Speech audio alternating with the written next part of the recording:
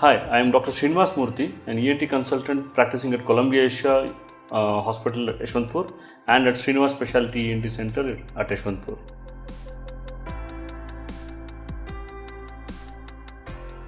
What are the relationship between sleep and snoring? Now, it's very unusual for us to see a patient who has noisy breathing when he is awake, though it is not very uncommon. We do see an occasional patient in whom there is noisy breathing even when they are awake. But generally, most patients who come to us complain of snoring in their sleep. Now, why exactly do people snore at sleep and not during daytime? This is because bulk of the changes that happen, the narrowing of the airway that happens in a collapsible part of the airway, namely behind the soft palate, behind the tongue, and in the upper airway just around the voice box. Now, this area is largely constituted by muscles. These muscles are held on to certain bones which are not as strong, or they don't provide you with a framework which will prevent it from collapsing. So, during daytime, these muscles are under voluntary control. When we say voluntary, it is under our control, and whenever we want, we can open it up, whenever we want, we can relax it.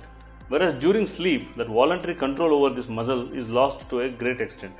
And as we gain weight, as there is an obstruction at a particular place in the airway, there is created what is called as a negative effect or a negative pressure just beyond that obstruction, and this tends to pull in that musculature into the tube, into the lumen of the tube. Hence, there is an accentuation of the collapse, and the more it collapses, the more the turbulence in the air and the more the sound occurs. Hence, during sleep, you will observe people are snoring. Now, do they snore in all positions? There are certain snorers who feel better in certain positions. Namely, if you sleep right onto your back, that means your nose is pointing towards the roof and your back is flat onto the mattress, then what happens? The soft palate falls back, the tongue also falls back. What does these two actions do? It narrows the airway even further, and hence the snoring becomes even more accentuated. And if the collapse is so bad that it actually blocks off airflow, then it results in a condition called as apnea, and then in that situation patient feels as if he is choking, and that is what makes them feel very uncomfortable. So in some of these patients, they feel better if they lie on to the side, that is, if they lie to the right side or to the left side, they feel a little bit better.